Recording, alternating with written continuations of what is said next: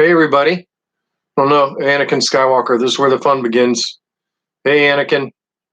Glad to see you guys here again. Had to wear my hockey grub since we were talking about hockey in the last one. This is the brand new Hurricanes third jersey with two Hurricanes flagged. The other one only had one, which is a tropical storm. It was a kind of a glitch. So the new one has two. So it's an actual hurricane instead of a tropical storm. So also it's got the North Carolina flag on the shoulder and the Hurricanes logo on the shoulder. It's awesome. This is Svechnikov, Alexander Svechnikov. Hey, Max. I don't think they have hockey down under, but at any rate, we're not here to talk necessarily about hockey. Was gonna do a quick review. So Sabre Royale, which is on Facebook open source group, he did a run of these star killers, and it's a thin waist star killer. You can see the thin waist there. Of course, it's got the copper midsection switch box, which uses switch 22s. There is a crystal chamber insert for that as well, and he ships it with 7/8 or 1-inch blade adapters, and of course it'll have the rabbit ears here. This is module retention, blade retention. It's well thought out and chassis ship with it. So all in all, I like this. I still like the Phoenix props better for the stainless steel ring that you can heat treat here, but this is a beautiful hilt from Sabre Royale and came out really nice. Kind of like it. Looking forward to installing that. That's going to be quite a bit down the road. Yeah, I figured they didn't, Max. Not a lot of hockey down under, not a lot of ice. But definitely wanted to show you all that Sabre. It's pretty cool, pretty awesome. It comes apart at midsection, or it also comes apart at the pommel. And, there's the pommel, which, pommel's okay. I think the Phoenix prop hilt's certainly a lot more accurate. But I really like this thing, especially like the thin waist, which Phoenix props missed out on. But the thin waist is pretty cool. That's a nice Sabre. Very nice Sabre. And, I don't know how I feel about the Switch 22s in the Switch box yet or not. But, we'll give that a whirl and see how we like those. That's that. Second is, while we're seeing if we can get an audience, I did the full Profi install video. It's like 2 hours and 42 minutes long. Good God, it's long. If you haven't seen it, it's on my channel. I've got to bump it up, but there's a bunch of cool links and all in there. But when I was doing that video, I also had a bunch of other videos that I kind of cropped out of it and made to individual videos. Yeah, I saw, Fernando De Rosa he's probably the one that you saw that did the cracked Kylo helmet. And, Fernando and I are both in the Carolina Garrison, so I know Fernando, and that helmet is awesome. Yep, FET 263, that's Fernando De Rosa. His Kylo Ren helmet was awesome. So, there's my bucket, which I got that for later tonight. I was going to show you all something in this live stream, but that's my 501st Legion Kylo bucket, which it's a modified Black Series with the Disney mask and everything, and custom paint on it, fiberglass. It's all one piece, no more, BS up here. All the sound crap is out of it, but I got that because we're going to need that puppy. We're going to need that puppy here a little bit later. And, going to show you something about that bucket here in a little while. But, the bottom line is that I broke off some videos off that Profi tutorial vid that's like 2 hours and 42 minutes long, because it was really going to be almost like 4 hours. And a couple of those videos I threw up. Yeah, I know. A couple of those videos that I threw up a video about switches, and I threw up a video about the NeoPixel hilt adapter. And no, I did not like the sound on a Keylord Prime. And I'm going to show you all something, in a little while at the end of the video. the sound on the helmets was absolutely horrible. I have a voice changer that's keyed off my microphone as well, and when you're inside the helmet, there's so much sound reverberating around the microphone. Even with a directional microphone with foam on it, the sound was still distorted on voice changers. Yes, Micom. So we've been talking about this for a long time, but one of the reasons that I can't build as many sabers is because I'm constantly basically in production on micoms. So I build all these units one at a time. And we've sold hundreds of them to 501st Legion members. So I'm going to demonstrate the micoms working. I'm going to demonstrate two templates tonight, our Chewbacca template and of course our Kylo Ren template, hence the helmet. So I'll send you a link to the site. I'm not involved in sales. I'm a production guy, but I'll put a link to the site in there. As a matter of fact, stand by.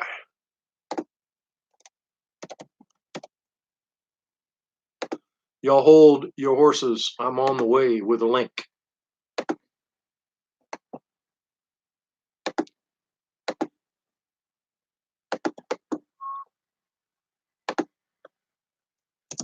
There's your link.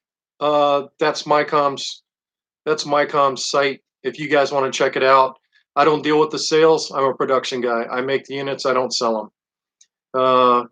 I actually build them all. We don't have any tie profiles yet, but we're always working on new ones, Max.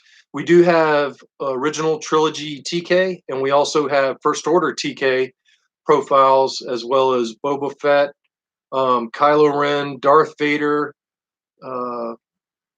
Chewie, Jawas, Bausch. I mean, we've got a bunch of templates. Did I say Boba Fett? And we're also currently working on a Mandalorian. So the Mando Mercs, can use this if they want. But basically, the bottom line was, before I get into talking about everything else, is we were disappointed in the voice changers massively in the 501st Legion. They sound great when you're using them without a helmet on, but once you put the helmet on, the sound was all distorted, and you were trying to talk and the kids couldn't understand what you were saying, because it didn't matter how good you had that voice changer tuned in, it always distorted what you were saying so much that people really couldn't understand you. But with the Micom rig, the way we program those buttons, you can actually carry on. Yeah. Hey, welcome back, Anakin. Here's where the fun begins. But the Micom sound rigs, the 8 buttons that we have, there's a particular pattern that the buttons are in, so you can actually carry on a conversation with people. Except for like the Chewy one. The Chewy one's just different types of roars on each button. Here, I'm going to show you the Chewy one right now, because you guys are dying to hear this. So basically, this is an Acre amp, and it's a portable amp, and costumers can wear it, underneath their costume. So I'm just going to put the Acre amp underneath my shirt. You can see how pretty easy it is to conceal it. And I'm actually going to turn it on.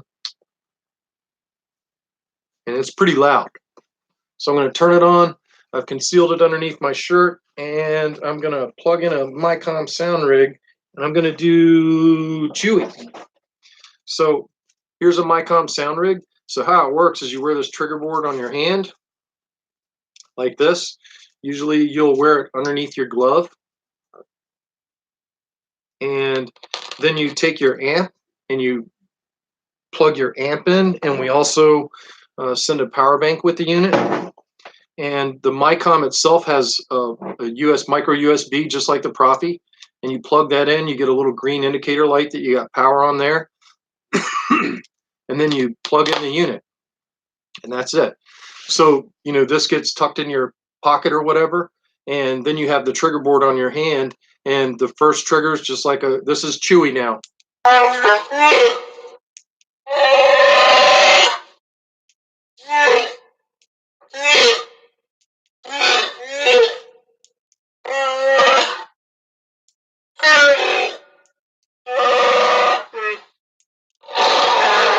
That's his angry growl.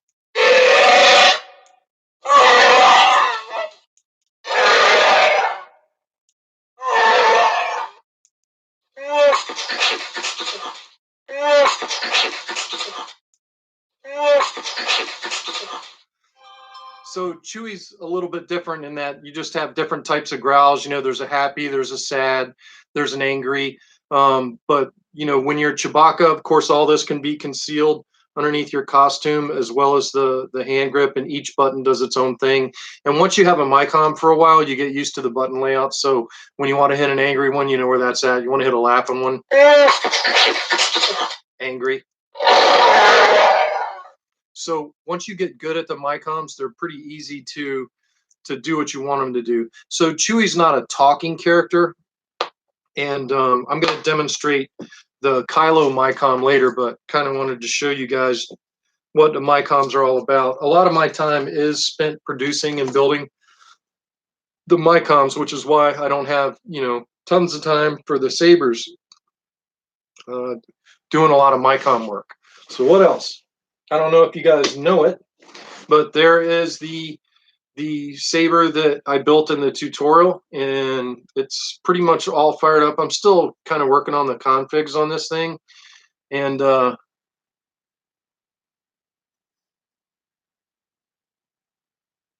yeah, I'm sure we could plan on doing Anakin's voice. The only thing is Anakin's kind of a face character, so it's kind of hard the way Anakin was to conceal a lot of the stuff. We do have a Darth Vader sound font, but there's the Ultra Saber Spectre that got installed with Prophy 2.2 in that tutorial. It's pretty awesome. No, I actually put a link to the micoms. So I actually build the micoms. The current layout of our micoms I invented, and it was basically to solve a problem in the 501st Legion costuming that Mike and I both, we were both really frustrated with the voice changers. And Micom, you know, he went down to Disney and he went through the experience at Disney, and how Disney's work is gesture based and ours is button based. But the fact of the matter is, with those 8 buttons and the way we have, you'll see the template when I show you Kylo Ren, but you can actually carry on a conversation with somebody as Kylo Ren, and the way the buttons are programmed, you know, you can give specific answers to questions. You can also tell somebody, all right, I've had enough with you, go away. Because the big thing at the 501st Legion is a lot of kids want to take pictures. So a lot of it's like, hey, come here, stand here beside me. You know, hey, I see you're wearing a Darth Vader shirt. You're on the dark side, and there's a button for that. And then, of course, there's yes and no. And then there's ones, we're done with you. You can go away. Yep. Um, there's kind of lines like that. We tried to stay away from direct movie quotes, but a lot of our quotes on the templates are designed to interact with people. You guys want me to do the Kylo now? I mean, I can hook up the Kylo rig and might as well show you the Kylo now, since we started in on the micoms. I didn't necessarily want to go to micoms immediately, but what the hey, we're already in micoms, right? So you saw I had my Acre amp. All right, so here goes Kylo Ren. So I'm gonna. This is Kylo. This is a Kylo Ren micom. It's set up as Kylo, and of course, you know I got to put the helmet on so we can kind of try and act the part. And I'm putting the micom rig on my hand now. And once I get the rig on my hand where it's comfortable, where I can reach all the buttons, I'm going to plug the rig into power. So I'm going to plug it into our battery pack right here. And I got my green indicator light, so I know I'm good there. Now I'm going to plug her into my amp. And now it's bucket time. Stand here, beside me. Join me. Come forward. Approach. Right next to me. No. Silence. Absolutely not. Yes. Yes. I don't answer to you. Enough. I don't recall inviting questions. You have a presence. The Force responds to you. Join me and learn the power of the dark side. Your thoughts betray you. You support the resistance. If you stand against us, you won't be standing long. We are finished here.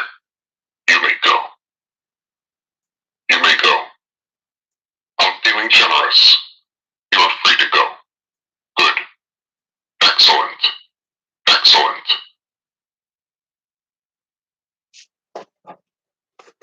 So there's tons of lines on the template, but it's a lot of fun, and it's a way to interact with somebody where your character's voice is clear. And a lot of people are upset that it's not a voice changer. Really, I can see you really thought the design through with the Velcro. Yeah, it was, initially, like if you go on my YouTube channel, you can go back and see the early prototypes of this thing because the early prototypes were actually a a glove, and they actually had the buttons in the glove where you touched your fingers. And we were just having tons of problem with the wires. Yeah, some of the ones with the kids can be a little bit mean, but I mean, Kylo is not exactly a nice guy. Uh, they can be a little mean, but there's nothing too cruel in there, except I'm ready for you to leave. And actually, the funny thing is some of those cruel lines, when I've triggered them, it's actually surprises kids because they're like, "Oh my God, he really is bad," and it makes it more realistic. Um, Hey, Michael, welcome aboard. We were just kind of going over micoms a little bit. I still have the rig here, which I can fire it up if somebody wants to, but I was showing everybody the micom rigs and how they work. And a lot of my time is spent building these rigs. They're simple but complicated, and it's just yeah. There's no direct quotes from the movie. Everything is unique. We're trying to stay away from copyright infringement, and also we didn't use Adam Driver's voice. That's actually on the Kylo template. That's actually Mike Perez's voice on the Kylo template, and it's been modulated and altered to give it that deep Kylo roar when he's wearing his helmet. Um, yeah, it went through several design iterations, and eventually, we settled on this board that you wear on your palm, and 8 triggers were enough. Um, but you can carry on a conversation. So if a kid asks you a question, you can say yes or no, or you can, if he's asking you a question like, isn't it? He goes, isn't Ray going to beat you? Then you can do that trigger where you're a rebel. You shouldn't be a rebel. You need to join the dark side. So you can hit that trigger and to answer questions like that. So it's kind of a cool way to interact with somebody without a voice changer that still sounds like the character. That's a way for you to have some unique interactions with kids. And I've used the voice changer with my Kylo rig, but I've also used micom. It hands down, micom blows a voice changer away. Sometimes it may not get exactly what you want, but you can still interact with people, and it's kind of cool. And I'm showing you how nerdy I am in the system. So it's not just lightsabers; it's basically pretty much everything in the Star Wars universe, including with 501st Legion stuff. But we really think the micoms are a great answer to voice changers, especially for helmeted characters. Just the micom's awesome. So that's yeah. So that's the yeah, I know. The Legion is what got me into this lightsaber mess. And you know, it's crazy. Have you seen them used for other cosplay? Um, Pretty much most of our templates are for Star Wars right now, but certainly like for some of the superheroes like Batman and some of the other masked characters, it would certainly work for that too. The cool thing about the micoms, the way they're programmed, you can actually program the sounds in yourself. Oh yeah, you could do Alien, Predator, you could do any of that. Uh, we're still in very early part of the development. Hey, Kyberphonic, what's going on, Jesse? I actually tried out one of your CFX fonts on my CFX saber back here. I put A New Hope Training, of course, onto that thing, and the New Hope Training kind of changed my perspective on CFX.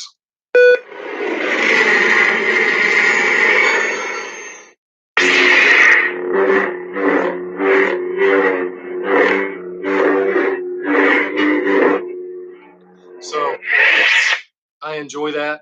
And I know you can play the music on it too. You have to go to the last one, but that A New Hope training on the CFX sounds pretty awesome. So everybody, welcome Kyberphonic. Oh yeah, it's pretty cool. I'm still a Profi guy. I love Profis, but the CFX is a great board. There's nothing wrong with the CFX, and it's certainly a lot simpler than the Profi. So I can see why people love it so much. Mm, it's a good board. Make a tracks folder in the font, and you can play the music just like on Profi. Make a tracks folder in the font. So if I upload the A New Hope training background in the font as a track, it will play that just like the Profi will. Because I mean, you can go to the music player, and as long as the just mean them. Oh, okay, I got you. I just learned something. God knows, man. You got to love these streams. And you got geniuses like Jesse Kirkbride joining in saying, "Oh, hey, you can do that. Just do this." Well, I just learned something about CFX right there in the comments. That is so cool. Thank you, Jesse Kirkbride. You are the man. So I know what I'm going to be doing as soon as this video ends. I'm going to be putting the A&H training as track 1 in a tracks folder in that font so it plays. I actually took the track out and put it. I put your track 1 that's the background in this, but I put it in the main tracks folder, and you can play it on the music player. And the music player, when you ignite the Saber CFX, the way that works with the music player is it'll ignite the music in the last font you were on. So it ignites the music in A&H training if that's the last one you did before you went to music tracks. But of course, the blades, the sound blade or whatever, it's doing whatever the sound's doing, so it messes it up. So that is a great tip. Thank you, Kyberphonic. We're learning stuff about CFX right here, and we didn't even try. But yeah, that the micoms.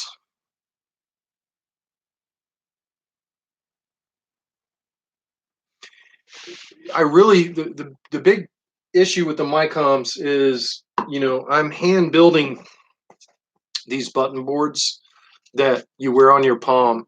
I'm actually hand building these things, and this is very labor intensive. Hand building these, it's time consuming. So what we're really hoping to do is go to just a pre-printed PCB, and maybe even having the buttons, Surface SMD buttons put on, and then that way we could just get items shipped. Okay, all right, Jesse, I'll go check that too. So the Micom, the soundboards, the button boards are all handmade, and then of course I run the ribbon wire into our unit. But the unit is user programmable. So if you're a cosplayer, kind of show you the unit itself. So here is the Micom rig, and you can see it's in a 3D printed case. But remember, on the end you have that micro USB, so you can plug this into a computer, and basically it's a hard drive. It's a lot of soldering, Evan. It's a lot of soldering. There's over 68 points of solder on the button board alone, and it's a lot of soldering. If you're not proficient at soldering, you build one button board and you will be. It's a lot of soldering, very labor intensive, and then you're not even to the soundboard yet. But the cool part is with our Micom sound rigs, once you have one, you can certainly plug in your computer and upload your own sounds to it for the triggers, and you can make it Batman, Superman, Predator, Alien. You could do whatever you wanted, and it does wave sounds or OGG files. Those are the sound files on the Micom. Yeah, Patrick Cargill's sabers are freaking incredible, Michael. If you got a Cargill saber, lucky you. He is the man. A lot of the sabers I install are Corbants or kit sabers. And I really haven't done, some really high complex Graflex chassis, although I do have one. I have a Goth Mentor in metal. It's all brass, and it's a beautiful chassis. I have the Solos Hold blade holder and that's in brass. And if I ever get the chance to build that saber, it is going to be beautiful. But I'm not really comfortable taking the stuff on like Patrick Cargill does yet. Most of my sabers are simple, 3D printed chassis. Some of the chassis I've done are metal, but not like the full metal chassis, removable like the Graflex modulars, like the Graflex Mentor or the other Martin Byers chassis, which I know that Cargill does a lot of that type of stuff. So Cargill's chassis are really complex. His sabers are really, really awesome. Whereas I kind of look at myself as more of a I'm putting together parts kind of guy. But I look up to guys like Patrick Cargill, uh, and then there's another guy that does a lot of good graphic stuff, and it's the good Lord, I can't remember his name right now. Uh, Peacekeeper's Armory. Peacekeeper's Armory. That guy is awesome too. He does massively awesome Graflex chassis. I would say, I rate him up there with Cargill and complexity of his stuff. So, yeah, it's cool stuff. But this, I'm still working on the config file on this saber, and still got to do some button stuff there. But man, this thing came out awesome. Yeah, I mean, you're really lucky to have him. The funny thing is a lot of I don't think I haven't seen the Sidious Crystal Chamber prototype yet, but I know that if Dimitri Stock did it, it's incredible. His Killer Frog. I actually have one of those chassis because I'm doing a frog install for Hong Kong. So I'm going to be actually doing a similar Yoda saber to the one that Dimitri did. And I do not measure up to Dimitri's skill level. Um, Dimitri really squeezed a lot into that very, very tiny saber. I mean, that saber is smaller than the palm of my hand. I mean, it's very small. And he squeezed an 18650, a Profi, accent strips, an on-off switch, all kinds of crap in there, and his LEDs. Now, I ordered all his chassis components to do the same thing in the Frog Saber, and that's going to be a challenging build. I have those chassis components. That's going to be coming up. So this week, my big project this week, now that I'm finished all of those sabers, is the EE3 and the Profi 2.2 Blaster. I did a lot of. Oh, and speaking of, by the way, did you guys see that Frederick released the new version of the OS, 3 point whatever it is? It's actually released. It's out of beta. It's out there. So color changing, blaster, all that stuff is on there, and I'll be installing this EE3 for Boba Fett with Profi 2.2 on blaster mods. That's going to be awesome. That's my big project this week. I'm hoping to get that blaster finished. I've got a bunch of videos to get out for saber sales videos. So I've got a bunch of sabers that need to be sold. I actually sold an old BS conversion. I got to get it to its new owner up in Camp Lejeune. I've got my Corbanth crossguard that I'm selling, and then of course these two sabers. This one that was CFX. I'm going to be putting this one for sale, and also the Profi 2.2 bid that I did on this saber. I'm going to be putting that one up for sale soon. And I also did another. I did an MPP for one of my buddies in the Carolina Garrison here in the 501st Legion. So I got to put out his video because his saber should be shipping out this week. Thank you, Keylord Prime. I'm a simple guy. I am not. I'm not as complex as Cargill and Peacekeeper's Armory. I mean, most of my installs are really relatively simple. Sliding chassis installs. I have done fixed metal chassis. I've done fixed 3D chassis. I am just not quite that skilled. Yeah, Michael, I know his sabers are expensive, and that kind of got me distracted. A lot of people when they get the price tags on these custom sabers, they really poo, and they're like, "Wow, man, that's expensive." But I mean, y'all saw number one, this saber, just the empty hilt, is $200. $200. Then, if you guys watch the install vid, which was, there weren't many cuts. So you're talking about 3 hours worth of solid work, all the wires, the soundboard, the labor, the knowledge, the know-how. That's what you're paying for.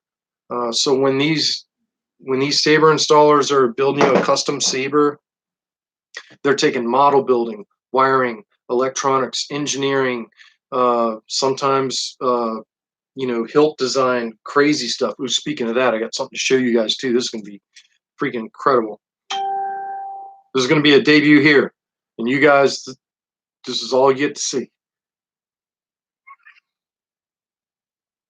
There's a hint of what's coming. That's it. The rest will be debuted on Facebook. But I've got some really, really cool sabers coming from Pete's Powder Emporium. And I am like tickled pink right now because I've already seen the sabers. And,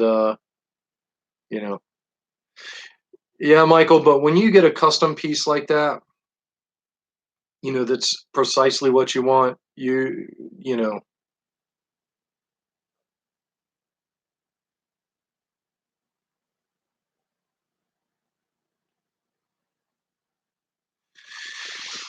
yeah, Keylord Prime, you know, I tried to include everything in my build video, including the ugly.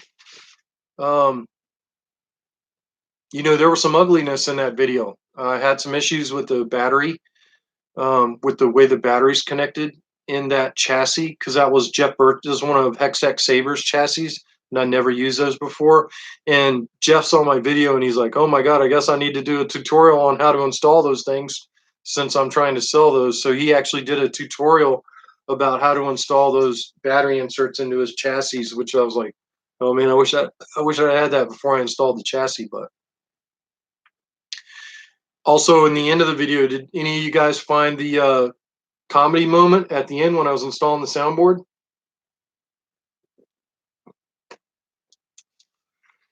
There was if you go and watch that install video, the tutorial video, and go skip all the way to the end, when I'm soldering in the soundboard, I was actually connecting the negative, the board negative, into the propy, and my data line was there, and I'm sitting there trying to solder, and I had the data line on the soldering iron. I'm like, the solder isn't melting. Yeah, that's an awesome flagship. It's and there's two of them, Max, and I'll keep it a secret. I'll be debuting that stuff on Facebook pretty soon. But we were talking earlier about artwork. So Pete's Powder Emporium. Pete is pretty much notorious for his work on KR Sabers flagships. And if any of you guys have never seen a KR Sabers flagships that's been etched by Pete Sandoval at Pete's Powder Emporium, oh my God. And like Pete was sending me all these designs and he's like, "What do you think about this? And what do you think about that?" And everything he sent me, I was like, "I love it." And he was like, "Well, you still have to approve it. I'm not going to etch your saber until you approve this." And I'm like, "I hear you, man, but I love it. You can do no wrong, Pete. You're a genius." And he is. And I'm going to pay some money for that artwork. I mean, I can't do what Pete did to that saber. I can install it, but the etching and all that stuff, that's still out of my league. I'm not diving into something that I don't know what I'm doing. Someday, maybe when I move out of this house and get into my new house, I can go get a vat of acid and do some science experiments in my garage and learn how to etch. But yeah, yeah. But when I would like to learn how to etch. But we were talking about, how much these sabers cost and how expensive they are. Number one, to have all the equipment that Pete must have to set up the mask for his etching is expensive. The computer programs to make his etch shields that actually cover the metal parts that you don't want to be etched.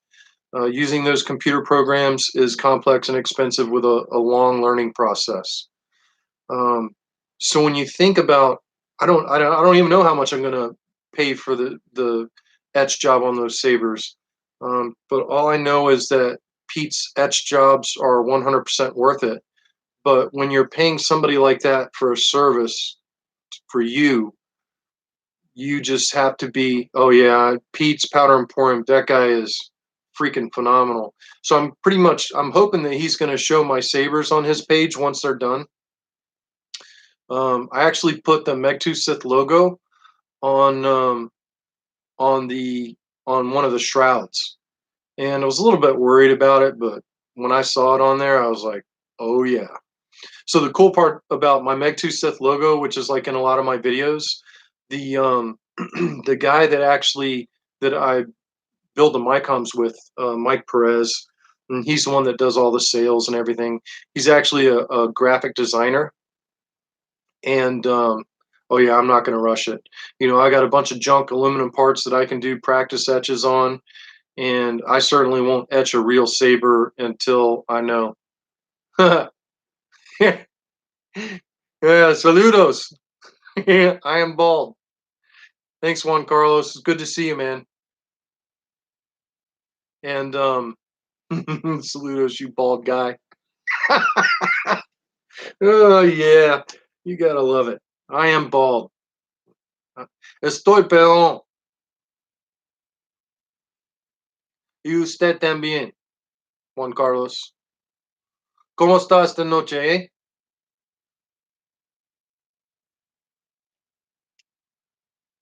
But yeah, we were talking about etching and artwork and the money, you know, for some of these high dollar savers. You know, somebody's like, "Well, I can etch myself." Okay, well, go out and buy all the stuff you need to etch and get perfect at the computer programs.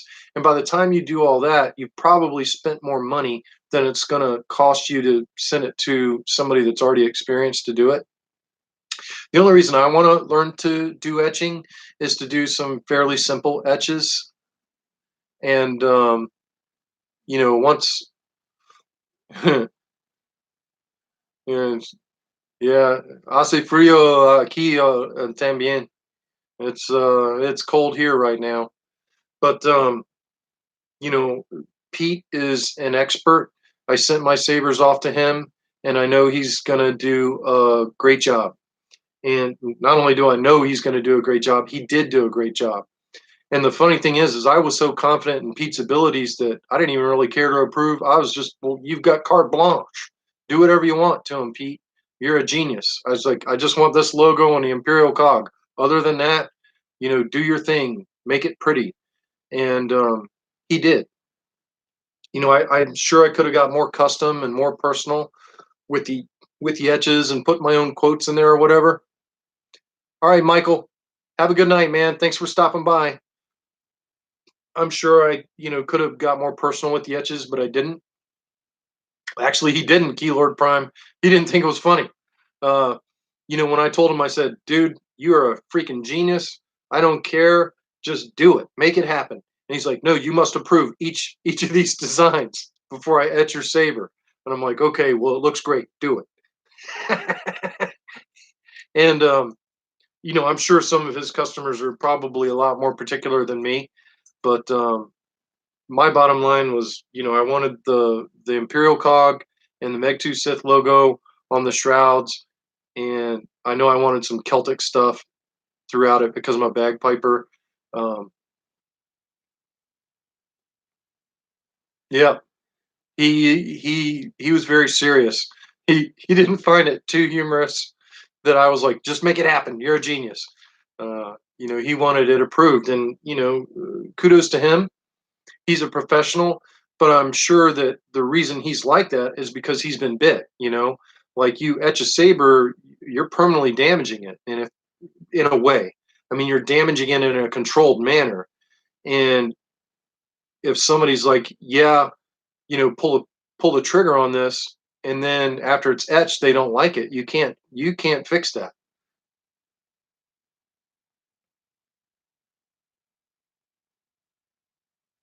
Yeah. So from that regards, I agree. And yeah, I sent him basically the logo that I wanted, and I sent it to him in high definition as I had it. And then he rendered it to do his masks, and sent me the final approval on all the masks, and it was awesome. Pete's etches are awesome. I can't wait to show those things off. I've already seen one saber is done, and I think the other saber gets out of the acid tonight, or it got out today, and I'm sure he's polishing it up. Yep. Once after you dunk it in the acid, it is what it is at that point. Um, but his designs, Pete's Powder Emporium guy is freaking awesome. I think like Smuggler's Outpost guys. I think there's like a conglomeration of them out there, like out west, and they all kind of work together. And I think Pete's in that Smuggler's Outpost group. Um, and I know there's some other Sorok Sabers. Um, there's a bunch of those guys in that group, but Pete Sandoval is definitely, in my opinion, probably one of the top guys. There's another Ryan Lannon, I think is his name. He's also really good. A lot of the TSL guys use Ryan. In fact, I just sent a saber off to Ryan from my Hong Kong guy to get fixed. I didn't etch it, and I didn't do. It was sent to me for install, and I sent pictures to the customer, and he's like, no, the guy that etched it and painted it didn't do what I want, so send it off to Ryan Lannon, and I guess he's having Ryan fix it. So I sent it off to Ryan, and then I guess Ryan will send it back to me for install. So there's a lot of that goes on, shipping sabers back and forth and everywhere to get stuff done. And that particular customer is in Hong Kong, so it's kind of difficult for him being over there and to have it shipped back to him and then shipped to where he wants in the USA. So he just has it, bounce all around in the USA, and then it'll come back to me when it's done for an install, and then I'll ship it to him in Hong Kong when it's done. Everybody seen KR Saber's new NeoPixels that he's getting ready to come out with, the new strips? Those are going to be pretty awesome. Yeah, it does, Keylord Prime. You know, I would like to think that I'm like a one-stop shop, but I'm not. I don't etch. I don't etch my own hilts. There are tons of soldering videos on YouTube, and the cool part is, let me show you something that would be very good for your practice. So they make, and funny thing is, I make these button boards, but these button boards are actually made on these prototyping boards that you can actually practice soldering on these prototyping boards. And it's not a bad idea maybe to go to Adafruit and buy some of those breadboards and practice soldering resistors into the breadboards, switches into the breadboards, and then you can practice soldering wires together. You can practice junctioning wires and joining them to another wire and putting heat shrink over them. I think that's important. And then once you get pretty good understanding of how solder flows and you get it, there's nothing hard about soldering, nothing. I think the most important thing about soldering is, number one, you got to have the right tool. So there's my soldering station right here. And this is a decent soldering station. It was, it wasn't that expensive. I think it was like 115 bucks, 120 bucks, something like that. You can go buy a cheap iron from the Home Depot or whatever, but you buy a cheap iron, you're going to have bad results. Number one, buy a good iron. There's a saying in the 501st Legion, buy it right or buy it twice. And, there's never a truer saying than that when you're talking about lightsabers, soldering, and costuming. Buy it right or buy it twice. So when it comes to a soldering station, you need a very good soldering iron. Heiko makes a really good temperature adjustable soldering iron, and I think they're like 69 bucks. It's ESD safe. It's by Heiko. Heiko makes awesome irons. They have great tips. There's different size tips, temperature adjustable. So number one, buy a good iron. Number two, use good solder. You can start out with silver solder. I know Dimitri Stock really pushes silver solder, and everybody's worried about lead poisoning. I still use 60-40 solder. I use 60/40 solder, and I'm sure somebody's going to throw a comment, "Oh my God, lead solder!" But I wash my hands. I don't eat after I've handled lead solder, and lead solder flows good. If you have good solder and you have a good soldering iron, and you use flux and your soldering irons at the right temperature, you're going to see how easy soldering it is. Um, oh yeah, well that's okay. It's good to have you with us, Vidi. But soldering is not as hard as some people make it out to be. And the more you do it, the better you get. The more stuff flows, and people are critical of some of my soldering techniques. Splicing wires for a proppy install is challenging. Splicing wires, outside of the board is actually really easy. You see a couple examples of me doing that in my latest tutorial video. I mean, you twist the wires together, dip them in flux, tin them, and once each half of your wire is tinned, then you bring those two tinned wires together like this, one over the other, and then you take your hot iron and you put solder in between them, and you've got a solid joint. And you'll see the solder flow. When you see that solder flow, you're golden. Um, you know, it's not that bad. Yep. Eat what you want, plotter to sew into, and use flux. Yes. All those are very, very good advice. Oh, I'm sorry, Juan Carlos. I thought it meant bald. Oh, Lord have mercy. Dark Brooks, with all your sabers, I don't know how in the hell you don't know how to solder yet.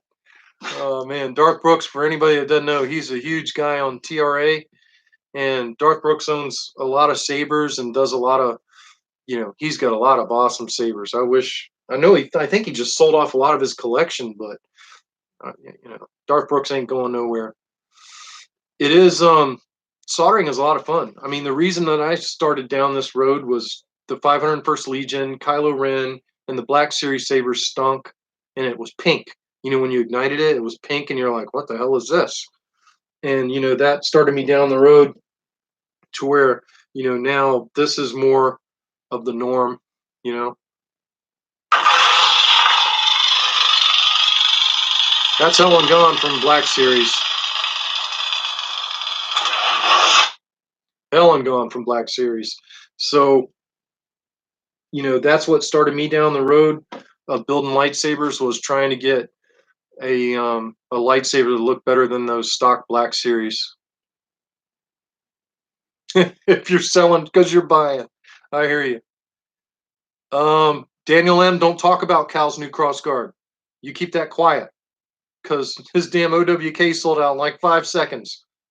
Don't talk about Cal's crossguard. Keep that a secret. Nobody's supposed to know about that.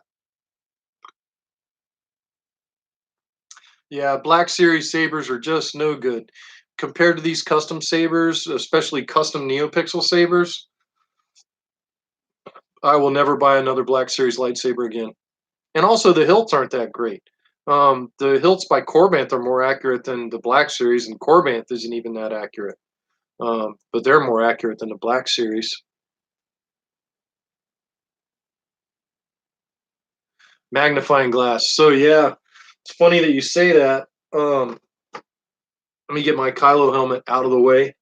So when I solder, magnifying glass, that is a massive help. Look how big my eye is.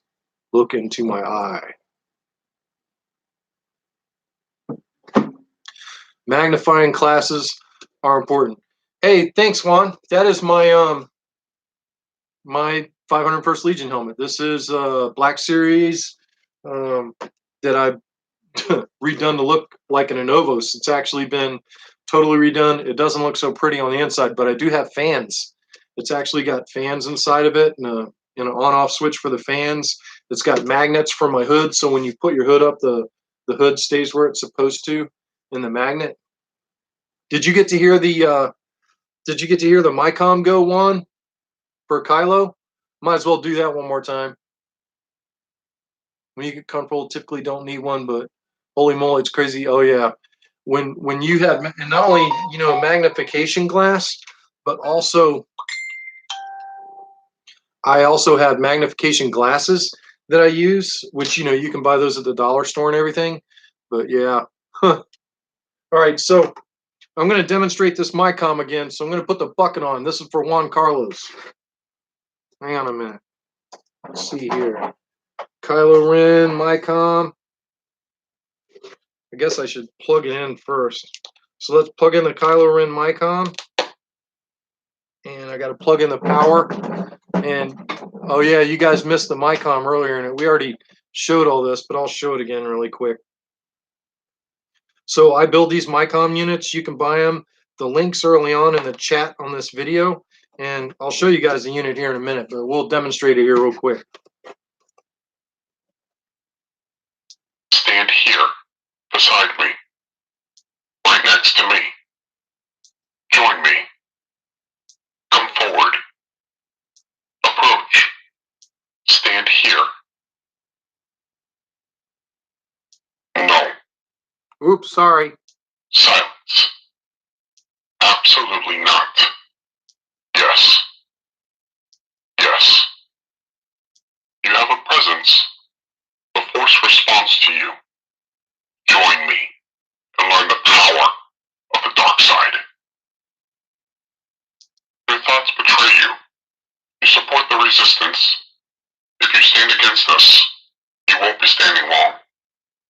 We are finished here. You may go. You may go. I'm feeling generous. You are free to go. Good. Excellent. I don't answer to you. Haha. So the micom thing is pretty cool. Way better than a voice changer. Very clear, crystal clear. And basically, are your fans blowing on you or out? They actually blow out. So on I lost my glasses. Oh well. It is what it is. I don't know where I put them. Oh, there they are. They're underneath my helmet. Ugh. Let's put on my glasses.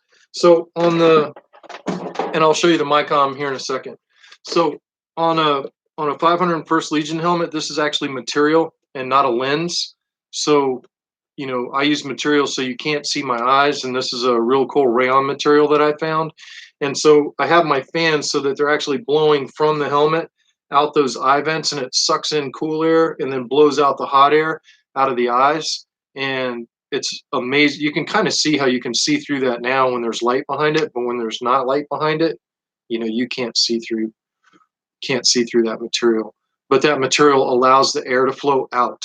So you get the hot air out of there. So the micom, I'll show you guys the rig real quick for those of you that weren't here.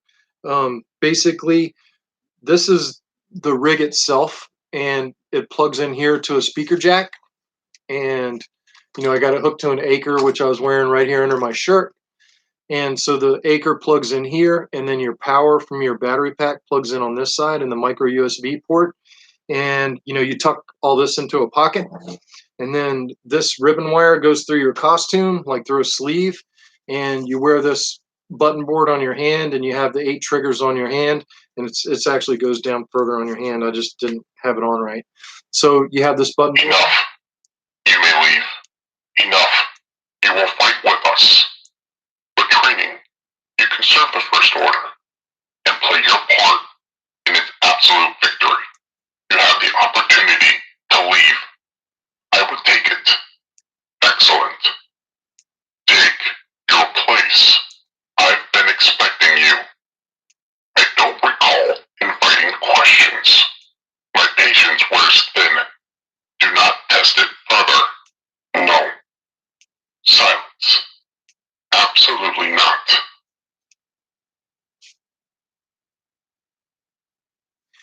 Yeah, Juan Carlos. And the cool part about micom is that you can program sound files in Spanish with Kylo's voice and put them on there. So the cool thing about micom is it's totally user programmable right here.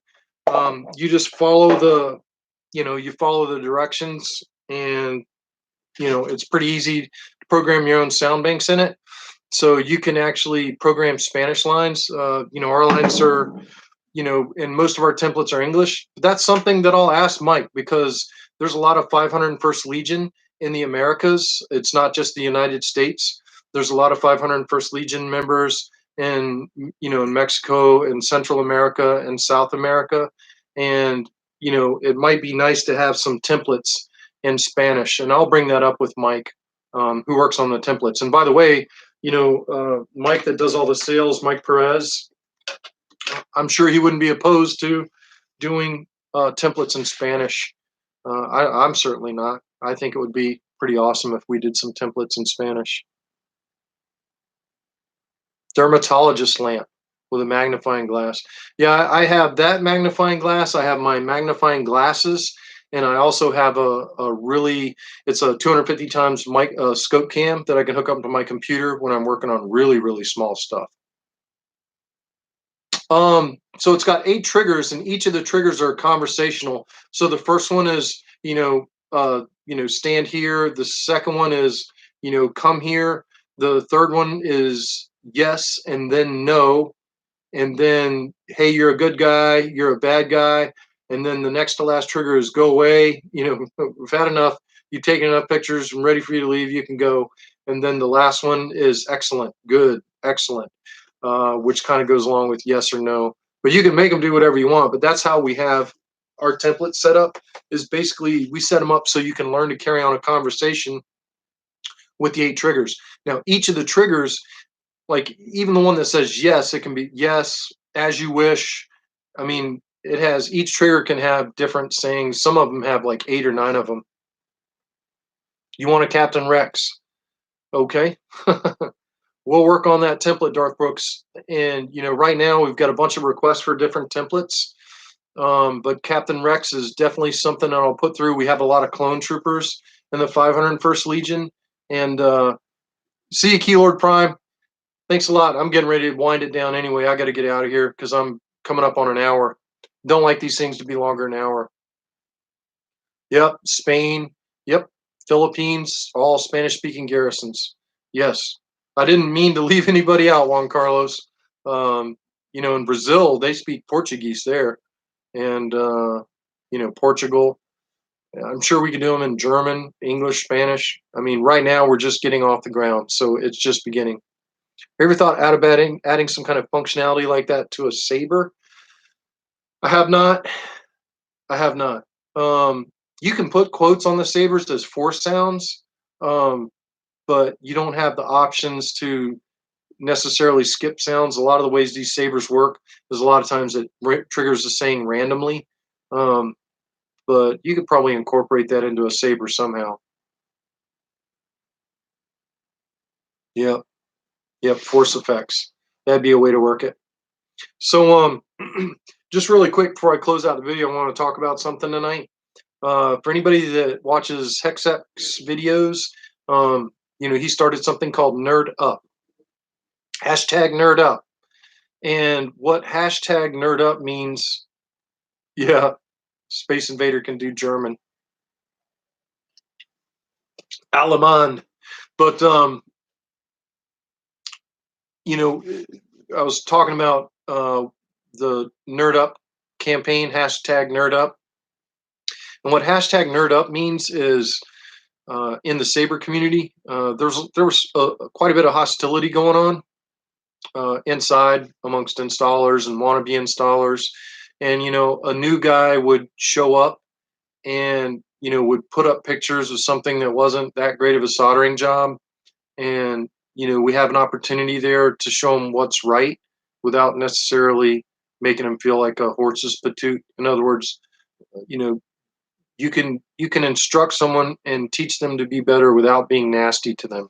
And so tonight, like right before I went live on my YouTube switch video, this guy commented on there, you can't do a illuminated switch with 3 wires. You're an idiot. You're wrong. And at 212 this and at 312 that. And I did something I very rarely do on my YouTube videos. I deleted his comment. And the reason that I deleted his comment is because it wasn't nice. Number one. And number two, yes, you can do a 3-wire switch off an illuminate button. As a matter of fact, this one Has 2 illuminated buttons, and watch. See, they both come on. Hey, Happy Bone, glad you made it. And I can tell you this, with both of these buttons, guess how many wires, they're illuminated buttons, how many wires are running off these 2 buttons into the chassis? How many do you think? For those of you that know how to run illuminated buttons. Yes, there are 4. So you have 1 common positive coming off of the buttons, 1 common ground, and the common ground also runs the switch ground, and then the 2 individual switch leads, that's 4 wires and 2 buttons. But this guy commented on my video, oh, you can't do a illuminated button with 3. That's impossible. And I'm like, well, that's interesting because I've done it. So don't tell me it's impossible. Um, but that's the kind of hostility, and I'm trying not to be hostile.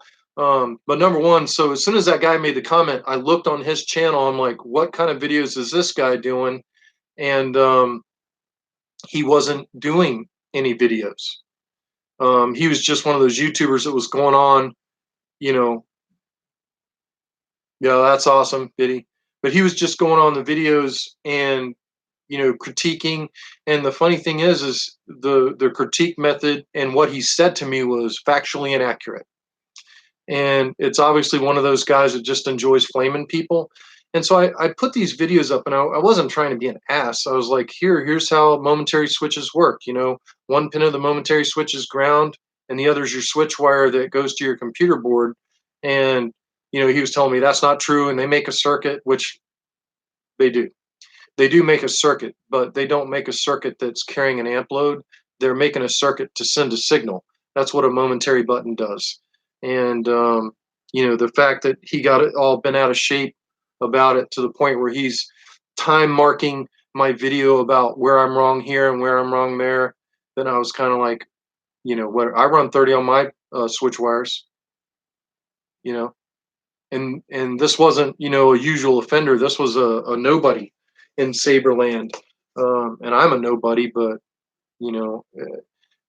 when that comment was posted on that video, the first thing I thought of was, number one, this guy's a jerk, and he's just one of those YouTube heroes who knows everything but doesn't show anything. So I deleted him. Prove to me what you've done, and maybe I'll listen to you. And he didn't.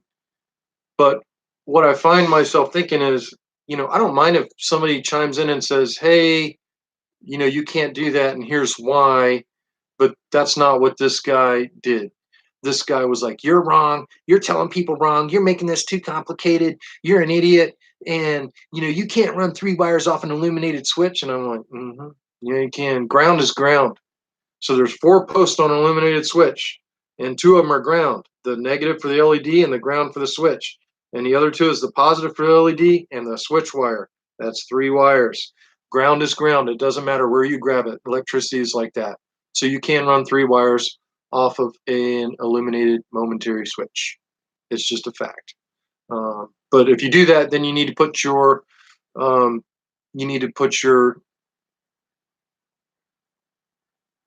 oh, thank you, Juan Carlos. Well, look, I don't know everything, and certainly I'm going to make mistakes.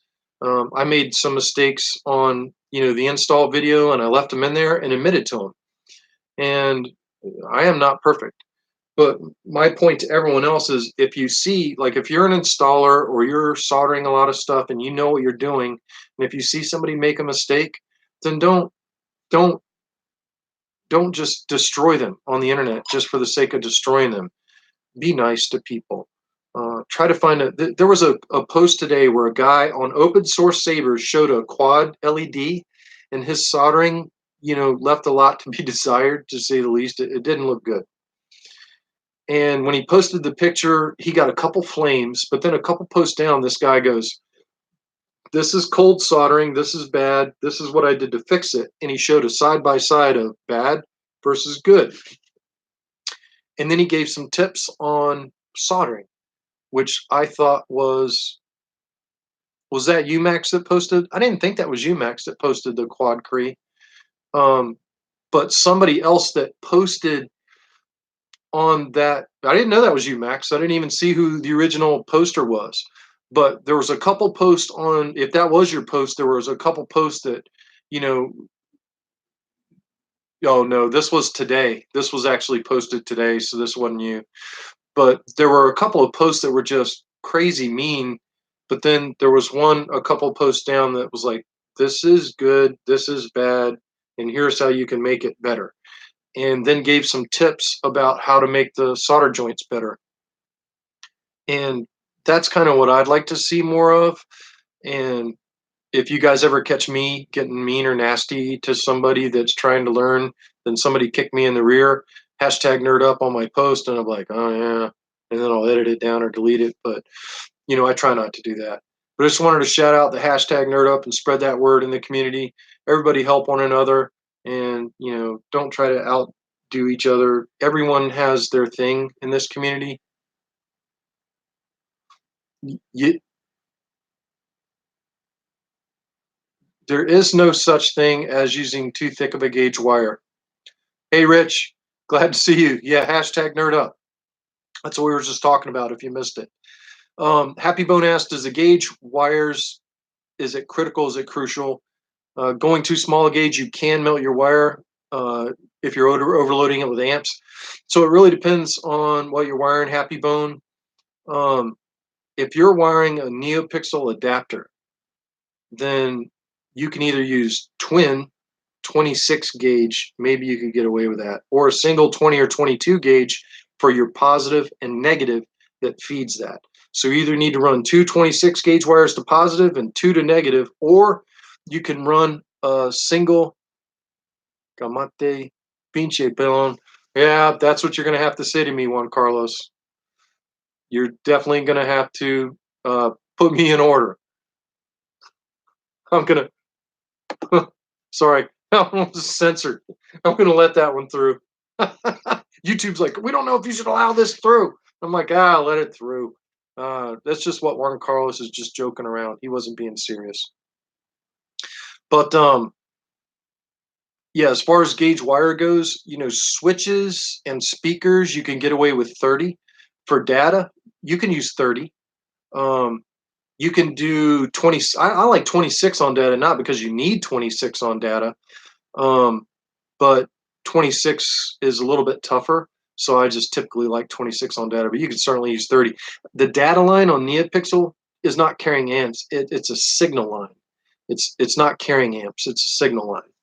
I use 22 for NeoPixel power and return for positive and negative.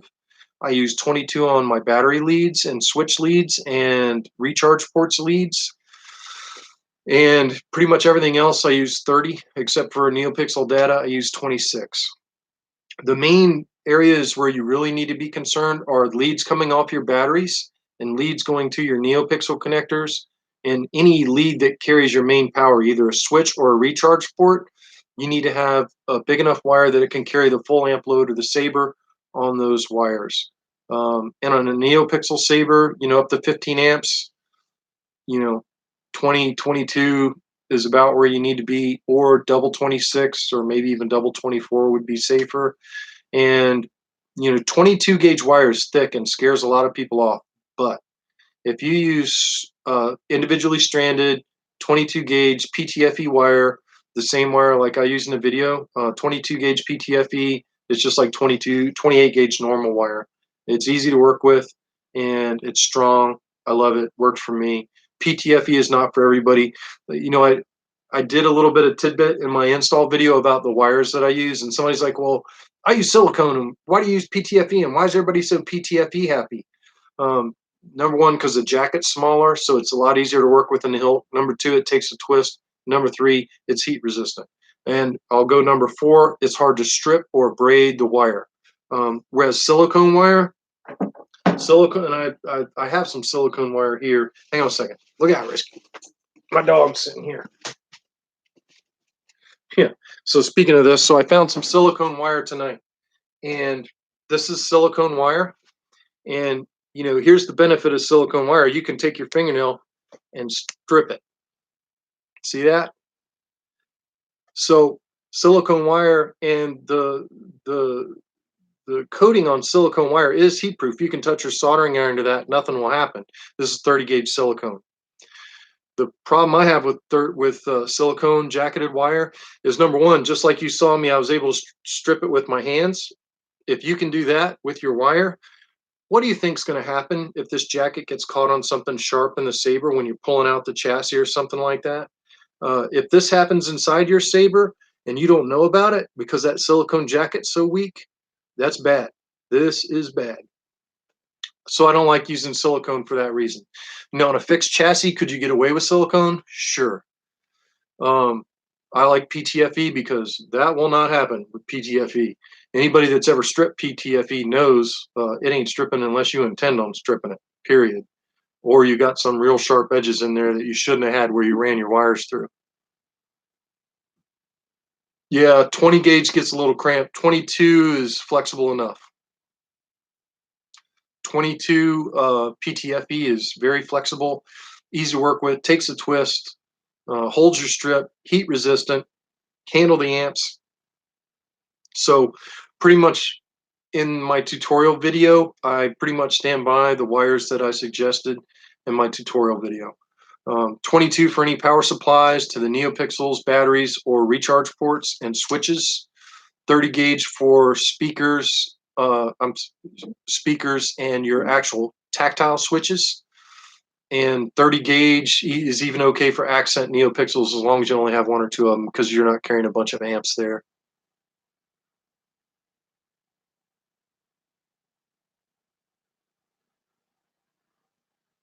Yeah, well, I've used patch cable.